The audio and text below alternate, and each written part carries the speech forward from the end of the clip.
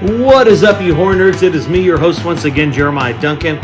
Welcome back to the channel. Today's review I got for you, it's a 2008 movie of a franchise series that we're going to talk about. Talking about the 2008 Boogeyman 3, Trace, if you will. This is not rated. It runs for an hour and 34 minutes. And if you haven't heard of this one out of the franchise, shame on you. I'm just kidding. Here's what it's about, all right? When college sophomore Sarah Morris witnesses the alleged suicide of her roommate, it sets into motion a series of horrific events that cause Sarah to fear the supernatural entity known as the Boogeyman.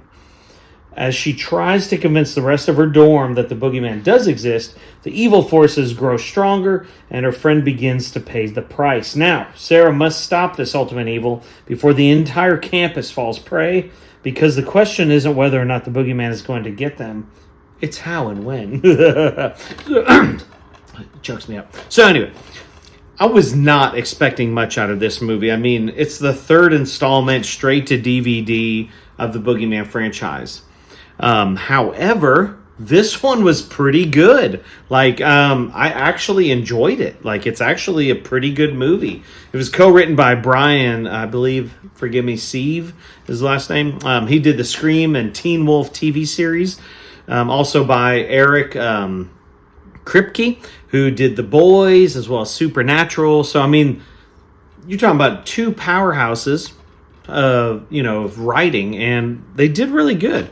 And the story is good, and it's cohesive, and it's enjoyable, and I actually really liked it. It does feature Erin, Cahill, who was actually the pink Time Force Power Ranger, which is pretty cool, as well as Charles Hittinger, who was in Sharknado. So, I mean, there's some B-list celebrities here, but they do great. The acting really isn't that bad. They do good. It's enjoyable. The dialogue is pretty good. I definitely like the premise of this story, and there's actually some really creepy scenes in it. And now I will say there's some holes in the story. Like there's times where obviously the normal person would not do these things. They would just leave, or they would not investigate. They'd be like, oh, hell no, I'm out of here.